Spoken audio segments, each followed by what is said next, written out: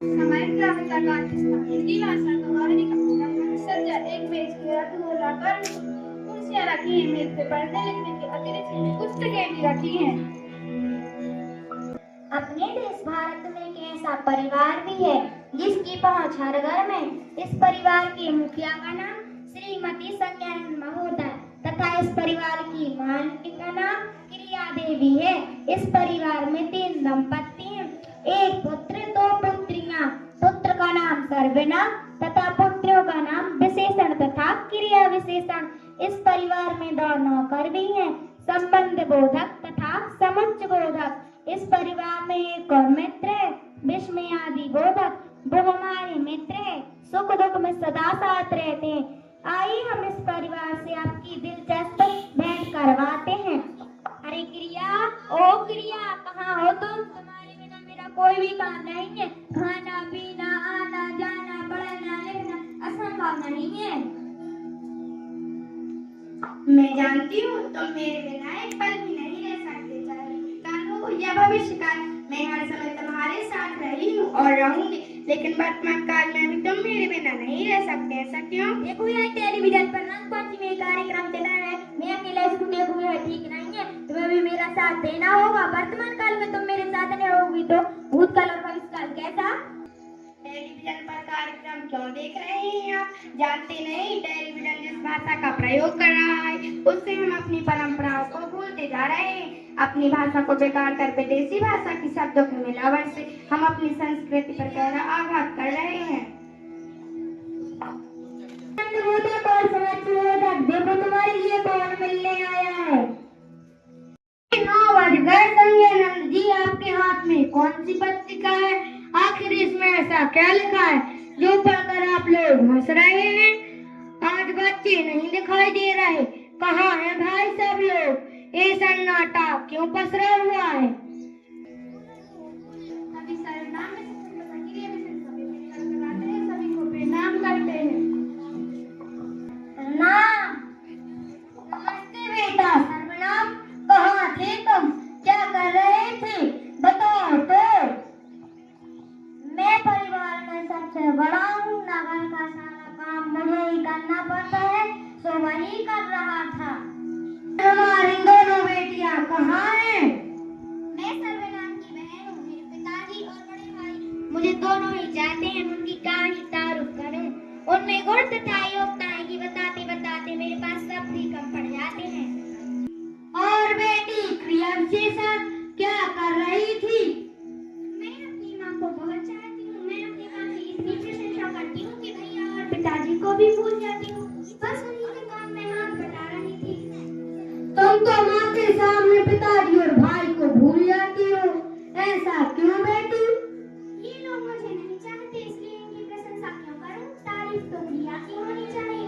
काम किस तरह किया जाए, क्या किया जाए, किस समय किया जाए, यही बात मैं माँ को बताती रहती हूँ। और सुनो, माँ के सभी कर्म सफल में थोड़े ही होते हैं।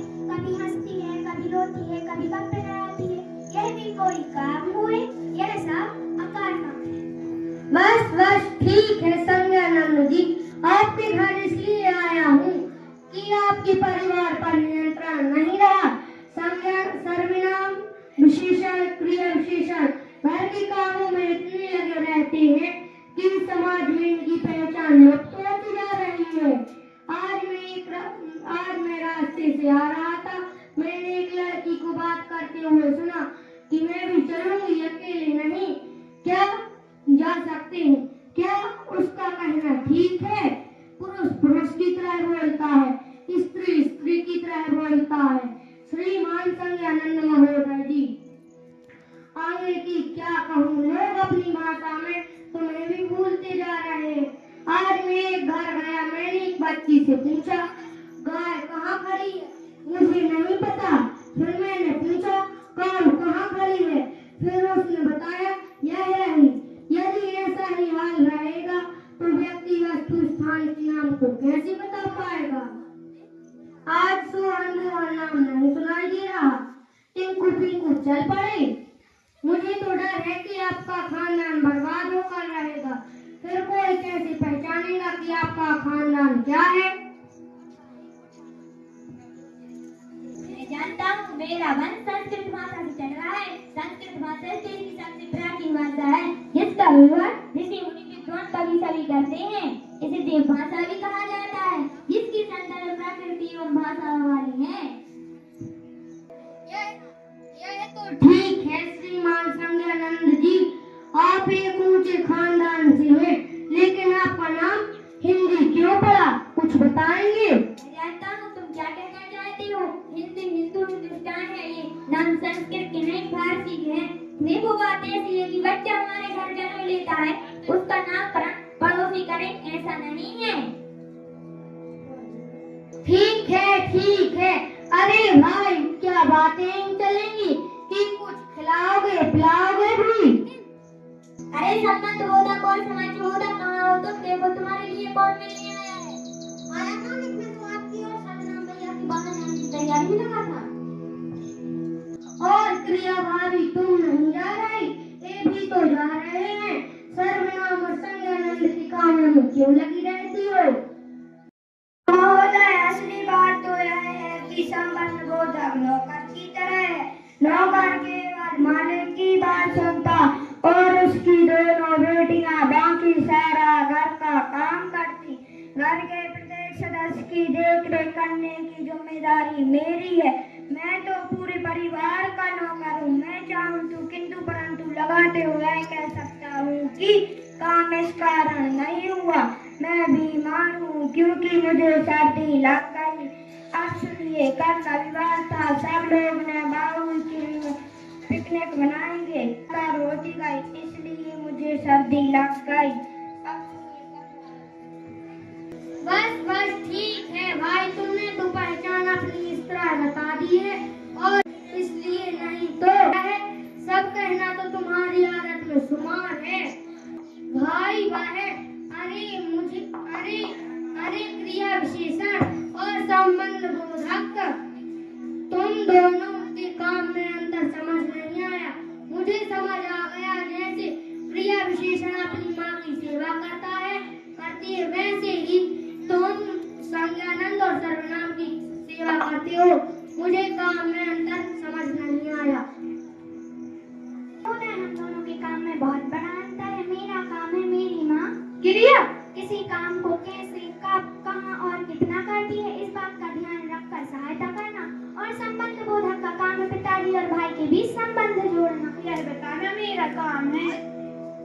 घर के सामने मंदिर है, यह घर और मंदिर दोनों के बीच संबंध आदि बोधक का काम है। वाह भाई, यह भी खूब है, सही है। क्या खूब सभी ने अपना अपना काम बताया।